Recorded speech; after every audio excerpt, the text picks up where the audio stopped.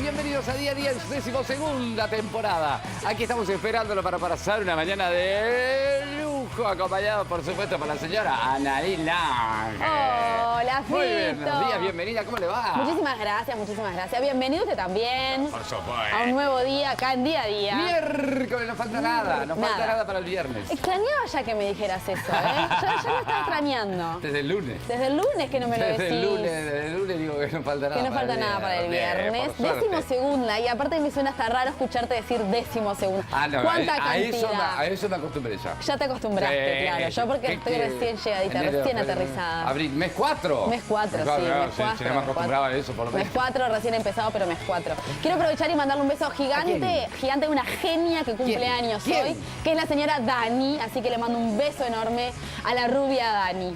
Opa, Rubia Dani. Rubia Dani, Amiga, Rubia Dani. compañera. Sí, ¿De estudio? claro. No, de estudio no, de la vida. Nos cruzó la vida el año pasado y estoy muy contenta con eso. Muy ¿Viste cuando bien. el universo se sorprende? A mí me sorprende todos Todo los el días tiempo. el Bueno, universo. digo todos para los bien, días. digo para bien, porque últimamente puede que el universo sorprenda para mal, digo para bien. Muy correctísimo. Bueno, vamos a arrancar entonces con las redes sociales. Las redes sociales no nos podemos olvidar, Por por favor. supuesto que no.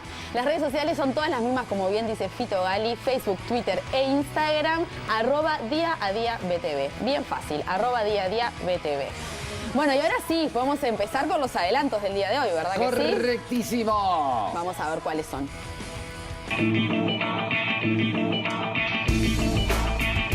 Hoy, en Día a Día, cada vez nacen menos personas en Uruguay.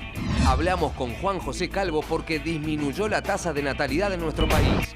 Presentamos la novela El bandoneón de Troilo y la muestra fotográfica de Román Fresnedo. Cultura y actualidad en Día a Día.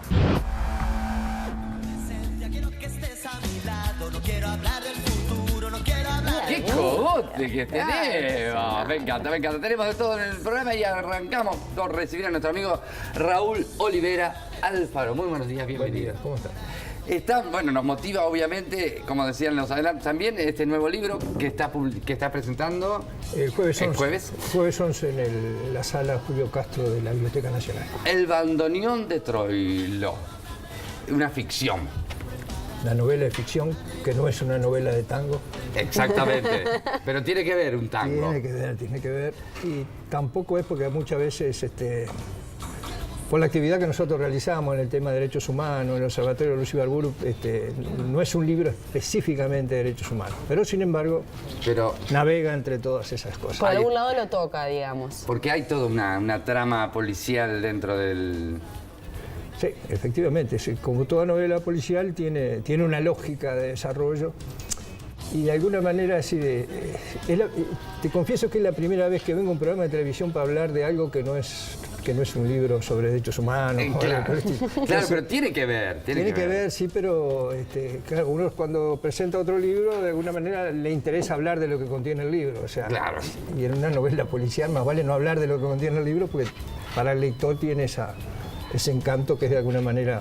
Pero algún datito podemos dar. Por ejemplo, hay 3 estudiantes que se reúnen después de mucho tiempo. Después de 40 años, son cuatro amigos que se encuentran después de 40 años y una quinta persona que no está, que es una mujer, que de alguna manera ordena los comportamientos de un médico, de un ingeniero que termina viviendo en Europa y un abogado que termina siendo juez penal y aspirando a integrar la Suprema Corte de Justicia y que de alguna manera también profesor de Derecho. Y bueno, a partir de eso se desarrolla efectivamente una trama policial que tiene que ver con el tema del olvido, con el reciclaje, digamos, de los represores y de un dilema que todo ser humano tiene, que es hacer lo justo en esta sociedad. Y lo justo aparece por casualidad en la tapa del libro, porque quien está ahí con el bandoneón parecería ser, ¿no? Sí, ese es un dibujo, efectivamente, es la justicia que está tocando. Porque el bandoneón en realidad transcurre en un solo capítulo, que es una clase que da el personaje, que es un profesor, digamos, que da clase de la Universidad de la República, donde Utiliza. utiliza de alguna manera un tango para desarrollar de alguna manera su desencanto con el Poder Judicial y algo que tiene que ver con la complejidad que tiene este instrumento, que es el bandoneón, que es uno de los instrumentos más complejos porque tiene De todo un poco. 71 teclas de un lado, 71 de la otra, y según lo abras o lo cierras suena de una manera distinta. Es impresionante, es impresionante. Pero también hablo, más allá de la anécdota, de la relación que tenemos los uruguayos con el pasado, ¿no? Sí, De cómo lo vemos. Sí, claro, hay una problemática. Yo cuando, en realidad esto empezó con un cuento cortito que hice participando de un taller literario que hacía con Carlos María Domínguez y Rosario Peirú, donde en determinado momento ella dice, bueno, habría que escribir algo que tenga que ver con una trama. Y yo escribí un cuentito muy cortito y después lo transformé en una novela que en realidad podía haberse transformado en esas novelas que tienen entre 200 o 300 páginas. Pero me parece que lo que intenté hacer, tanto en el contenido, en lo corto que es de alguna manera, es una novela, como se le llama ahora, que no llega a ser una novela larga. Larga, por suerte, porque no me Hasta en el gusta. diagramado y el tamaño de la letra tratar de ser un libro amigable. Eso te iba a decir porque... Pensó, está todo pensado. Es que lo poco que pude bichar, porque recién ayer tuve contacto, después lo voy a leer y se los voy a comentar, veía eso, que era fácil, era amigable. Sí, tiene accesibilidad. Ahí está. Oye, que es un tema Es muy- accesible. Es accesible. Vos que estás ahí en el observatorio y que estás en contacto, en conocimiento de un montón de cosas que capaz que los demás no, ¿cómo es la relación que estamos teniendo los uruguayos con esa temática? Con el cómo mirar el pasado, como ese famoso dar vuelta a la página, pero ¿de qué manera? ¿De qué manera, claro? O sea, ¿cómo se cierra? ¿Cómo el uruguayo ve cómo se cierra mejor? Sí, cómo lo ve el ser humano, cómo lo ve el ser humano y cómo lo ven las distintas generaciones, porque también hay Un tema generacional. que es una parte también del libro, que no hay una mirada inocente sobre las cosas. O sea, Foucault decía, Sí. en el Palabra y las Cosas, decía, bueno, no hay una mirada inocente, hay una mirada de alguna manera culpable, que mira las cosas. Y bueno, yo creo que las nuevas generaciones lo ven de una manera, la generación nuestra lo ve de una manera. Y después hay otra parte de la sociedad que lo mira también de una manera muy especial. Yo creo que, me acuerdo cuando a fines, digamos, de la dictadura argentina se iniciaron los juicios en Argentina. Bueno, donde todos los días en la televisión mostraba. Casi te diría una saturación Sí. del dolor, donde la sociedad dice determinado, no quiero saber más. Aparte reciente, ¿no? Sin enseguida. dejar pasar Sí. nada. Claro, entonces de alguna manera hay un parate que me parece que es un elemento que muchas veces se usa con estos temas. Y después hay otro elemento que tiene que ver con las expectativas que los ciudadanos tienen con relación a lo que va a pasar. O sea, yo con el tema, por ejemplo, una de las cosas que de alguna manera a veces me motivó en parte también esta novela, una vez que tuve que acompañar a la viuda de un asesinado en la política, en la dictadura, que yo había sido testigo de ese asesinato, de alguna manera, la muerte de él, y me acuerdo que estábamos en la sala de juzgado y me dice, Raúl, ¿vos crees que valdrá la pena? Sí, claro, porque ya había ido muchas veces a los juzgados y no pasaba nada. Bueno, entonces en ese marco me parece que también el mensaje es, digamos, dentro de ese esperanzador que puede ser para la ciudadanía, también hay un atisbo de esperanza, porque todas las cosas que suceden en este mundo no suceden porque sí. Siempre, de alguna manera, hay un conjunto de hechos, una pieza de ese rompecabezas que se pone en su lugar y ahí aparece la imagen de la realidad. ¿Y lo que es? Y una de las visiones que hablabas era de las nuevas generaciones. ¿Qué visión tienen las nuevas generaciones? ¿Están hartas? ¿No quieren saber de nada? No, ahí tienen una visión que alguna vez está medio mezclada o influenciada por una cosa que se nos ha ido colando, digamos, que es el hastío por la política. O sea, y sin embargo, todo lo que sea política. todo lo Por que sea todo lo que política. Y sin embargo, sobre este tema tienen un resorte Distinto. distinto y sano.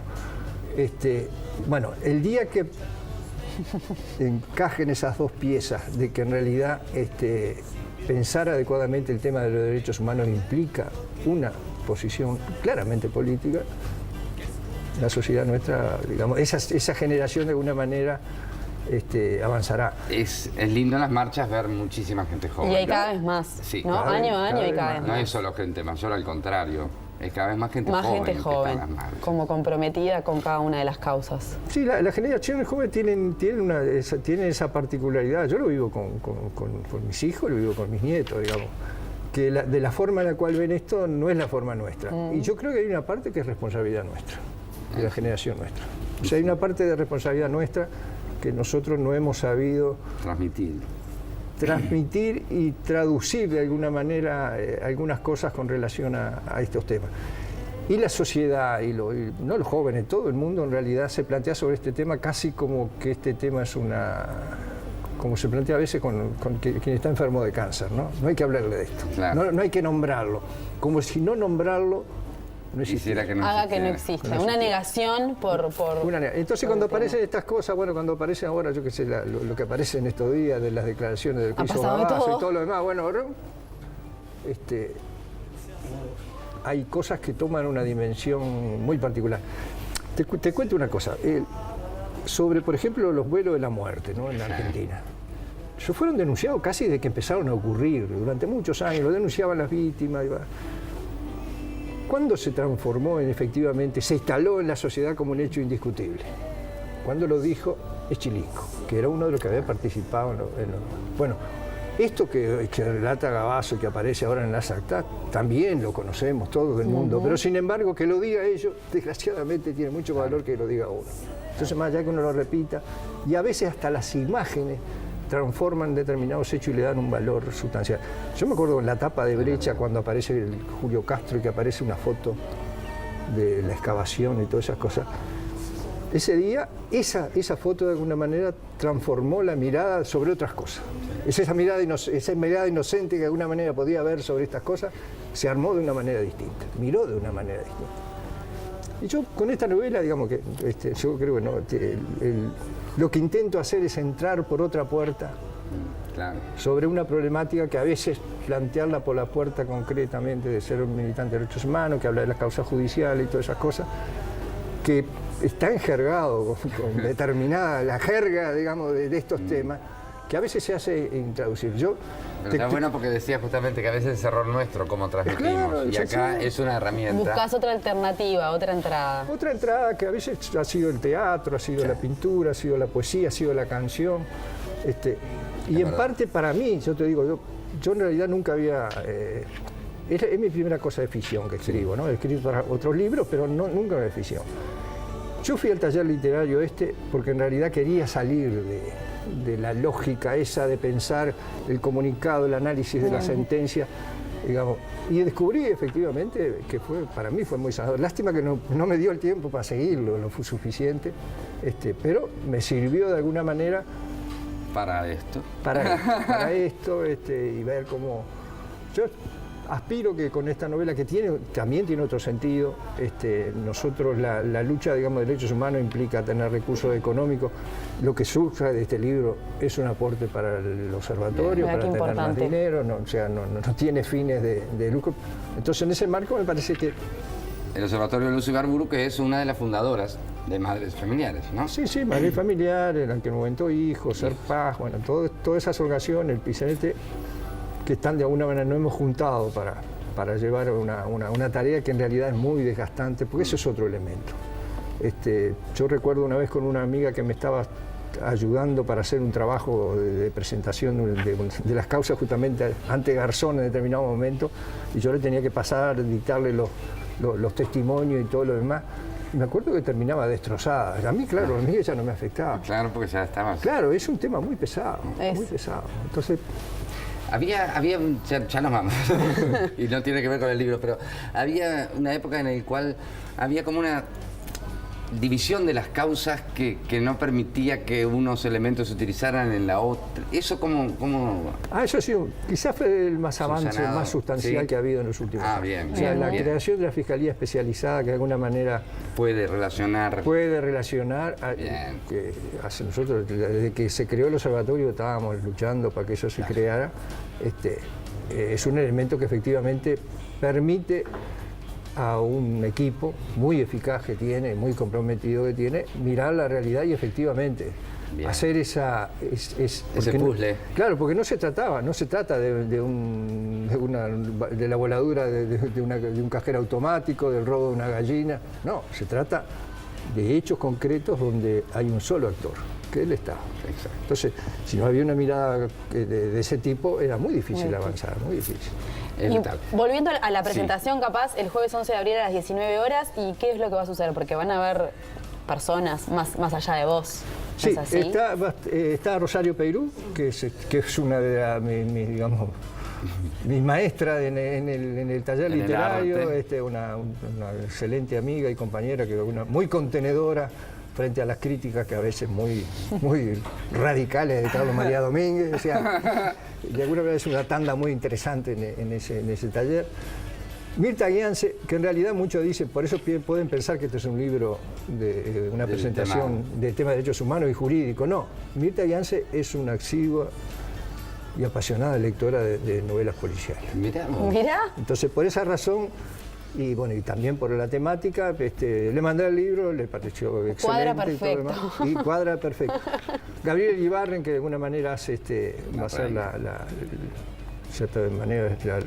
maestra de ceremonia. Una y de las mejores actrices, de las tres mejores actrices que yo seguro. digo que hay en este país es ella. Es Y el ella. bandoneón de Sebastián Mederos, que de alguna manera, Ay, mi amor.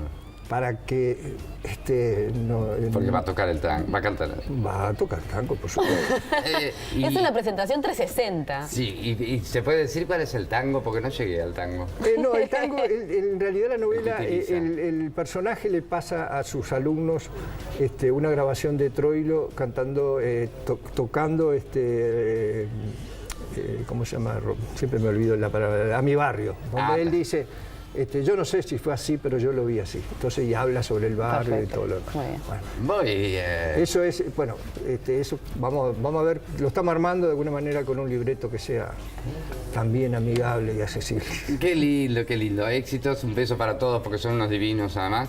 Y muchísimas gracias por habernos acompañado. No, gracias a Y, ustedes. y después de que lo lea, lo voy a comentar, la gente Me sabe parece, que lo sí, hago. es así. Muchas gracias. Muchísimas gracias. a Nosotros ustedes. creo que antes de irnos a la pausa, sí, les puedo mostrar. Gracias, producción. Soy como guacho ¿Qué? chico. Yo no sé, es una sorpresa porque para mí. ayer le pusieron en la peatonal Sarandí el sol a mi amigo Daniel Vidart. Y yo estuve de fotógrafo. Ah, por supuesto. Muy Estuve de bien. fotógrafo, ¿Qué rol? Pero después me saqué una antes de irnos, no sé qué. Cumplís todos los roles, Sí, sí. Fito. Es una cosa Yo impresionante. ahí está, Ahí mirá. está, la estamos viendo.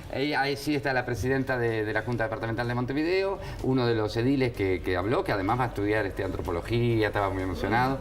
Daniel con la réplica del sol, y abajo muy de bien. ellos, abajo de Daniel, como quien dice, está el sol, que se puso ahí en la peatonal. Está bien en la entrada del callejón.